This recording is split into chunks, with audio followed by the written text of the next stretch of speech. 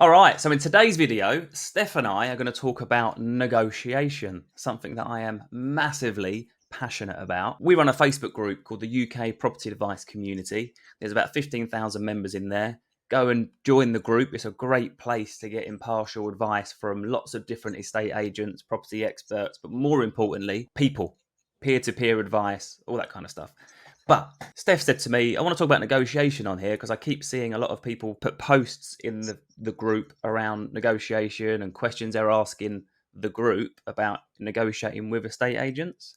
So hit me on that, Steph. Yeah, so I think the most asked question that I'm seeing in there at the moment is from a lot of first-time buyers who obviously haven't done this before, and they're asking if they can negotiate and if they should start lower. So they're effectively saying on the group what they want to pay for the property and then asking if they should start at that figure or do they think that's too low. And I saw one the other day that said a house was on the market for 380, having been reduced from 400. So it's been on the market now for a few months. It was reduced in June, so it's near the end of July, still on the market at 380. And they said that there was another house that had sold in the same road for 375 and it was in better condition. So therefore, these first-time buyers wanted to pay 360 for this house. They've done their research. They obviously know what they're talking about. That doesn't sound cheeky to me, considering what else is sold. But they did say they would be prepared to go to 375 because they loved the house if they really had to. But they asked, so are we too cheeky starting at 360? Will we lose it? Now, I suppose the thing that I want to touch on mostly is you can always start at whatever price you want to start with negotiation at, but start lower than what you want to achieve. And if you think that's cheeky, then that's cheeky. But realistically, if a house has been sat on the market for months, it's probably not cheeky. It probably means it's actually where the other buyers are thinking it's at as well. So you want to start off lower than what you actually want to pay for it, not at the price you want to pay. And I think it's really important to remember that you will always have an opportunity to increase, whether the agent gives it to you or not. Because I do appreciate that there have been occasions where agents are not giving people the opportunity to go higher. They reject an offer and that's that. And they don't encourage a second offer. They don't do anything else. They might have their own agenda to sell to somebody else for one reason or another. Who knows? But they just don't encourage a second offer. Now, whether an agent gives you that opportunity to offer or not, you can still increase that offer because they legally have to put any offers forward to the seller. So if you want to increase on that, they have to put that forwards. Right up until exchange of contracts as well, right?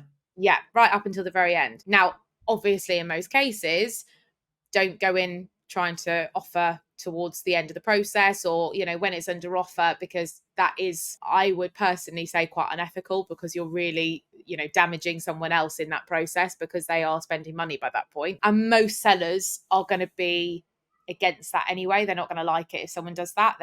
Most people are quite good at sort of saying, look, I've accepted this offer, I'm going to honour that. But up until that point, you offer away. Do what you need to do. And also, get the offer on the table, even if it is not yet exchange contracts, but on a basis of if something goes wrong with that house, I would like this offer to be the first one you go back to. Not like I want to muscle that buyer out and I want to gazump them and gazunder them and all. I don't advocate all that nonsense, but you kind of want to get an offer in. I'm a big fan of saying, look, if something goes wrong, because we know 30 to 40% of sales do fall through, can you make me the first call that you come back to? And that works quite well. Yeah. I think the thing is with and this is exactly why we set up the kind of negotiation strategy advice meetings for people and buyers, because I really think it amazes me, right, Steph? When I knew we were going to talk about this yesterday, it amazes me that buyers receive professional advice on every single stage of the property transaction, apart from doing the deal in the first place. So once you're a first-time buyer, and they're the people I believe that need the most hand-holding and advice, once you've got that deal agreed, you then get a solicitor, you then get a surveyor, you then get potentially a structural engineer, you get mortgage advisors, all that kind of stuff. But up until that point, you're left to your own devices to negotiate against someone that's probably been doing it 15, 20 years, and they're going to get you to pay the highest price possible. So this is why we developed the negotiation strategy advice meeting. People can book me, you, any of the team, and pick our brains on, look, I've seen this house. How should I strategize a negotiation? And then even once that's been agreed, we can then implement the negotiation for them and handle it for them, and blah blah blah.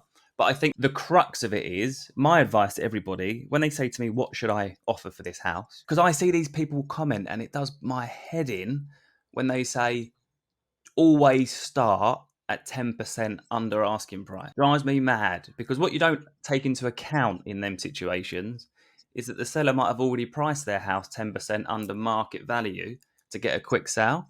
So when you just shave 10% off the asking price because that's what someone at the pub told you to do, you run the really real risk of completely alienating yourself against that seller and then being like, "Do you know what? I don't want to muck around with stupid people like that. I'm not going to sell it to them regardless."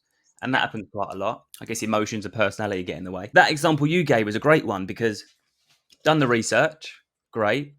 They might put that offer in and it might be dismissed immediately, but that doesn't mean, like you say, that you can't then increase. I hear agents say, "Oh no, it's going to sell way higher than that," and it's like, well, it hasn't yet, has it? And it's been on the market 4 months, so maybe it is worth just that amount of money. So I really don't agree with dismissive estate agents, and they tend to act a bit more bullish at times of first-time buyers because I think they feel they're more naive.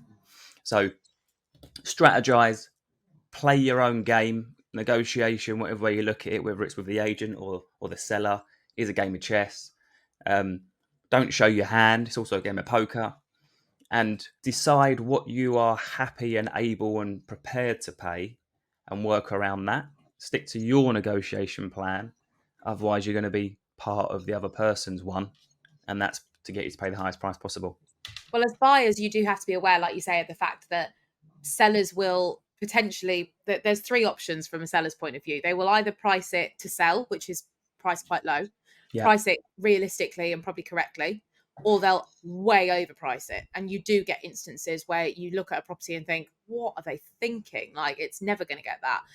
So as you say, as a buyer, you can't just generally go, okay, well, this is the strategy we're going to take on every single property that's out there. It has to be individual to each property. And as you say, you've got to kind of do your own research and walk into it thinking, I'm comfortable at this price. And that's what you don't budge from. Well, we've seen houses. So that whole 10% under asking price thing, right, is it makes me so angry because we've seen houses, and if you know what you're talking about when you're looking at the property market, some houses have been reduced 15% already before actually going up. So your whole 10% under asking price, you think you're getting a good deal, but actually you're still overpaying. Yeah. So you have to just look at it on an individual case. That's a really good point you've said, that there's three ways that a seller and an agent could arrive at a price to sell. And I think as well, what's really important here is that not all agents are, 78% aren't trusted. I get it, but that leaves quick maths, whatever it is. There's a big portion of agents that are really good, helpful, want everyone to be content and happy with the outcome, but also need to get their client the best price, and have a good chat with them. And they might explain, "Oh, I did value it at 400, but the sellers need a really quick sale. So they've decided to market it at guide price 375. Obviously offer whatever you see fit, but we're not going to be budging much below that, if anything at all." Then to go in after that conversation still at 350, but you'll be playing, your expectations are a bit more managed.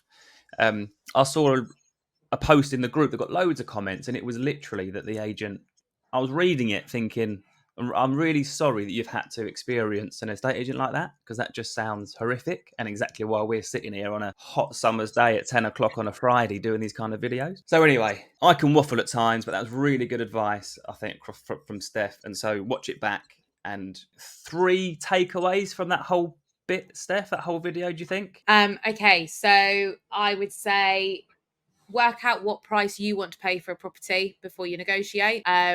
Secondly, don't be afraid to go in lower because you will always have an opportunity to increase regardless. Thirdly, even if a property looks like it's going under offer, you can still put in an offer to register your interest in the property. And the fourth one, strategize and plan the negotiation before going into it. Amazing. Thank you, Steph.